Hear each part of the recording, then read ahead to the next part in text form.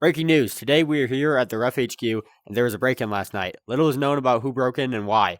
This was captured on CCTV at 1 in the morning. If you see this person, Do not interact with them. They are dangerous. do not interact about who broke. Hello and welcome back to Rough News. Today we're back in the studio. We had a rocky last 18 months, but I could not be more excited to be here today.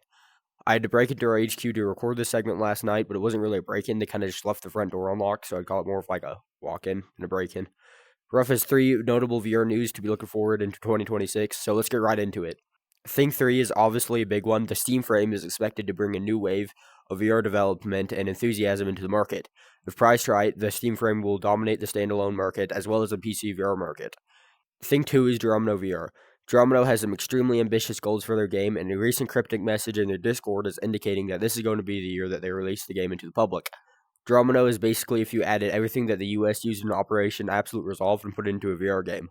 Now, this is all based off of speculation and a 6 or 7 word post that the devs did, so nothing is really confirmed yet, but I think Doromino is probably going to be the best tactical VR shooter on the market if it releases with all of its expectations fulfilled, which is probably about this high.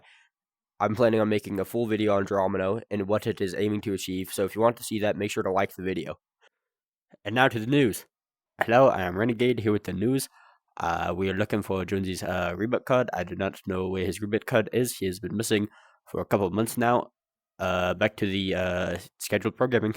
Yes, if you have seen Jonesy's reboot code, please reach out to us. We need to reboot him. My green screen isn't working anymore. This is because we had to cut budgets, so suck it. Now we're going to do a quick honorable mention for Forefront. The only reason that Forefront isn't at the number 1 spot on this list is that it is already out. Forefront is already the best VR game on the market right now. Forefront combines a bunch of features and communities that people have been waiting for in VR for a while. It has really good weapons, it has a massive PvP mode, it has vehicles, and overall it's just a really fun game. And it looks like they're planning on releasing several maps in 2026. So I'm very excited to see where they'll be taking the development of it in the future. And our final piece of news today is going to be Meta's involvement in the VR community.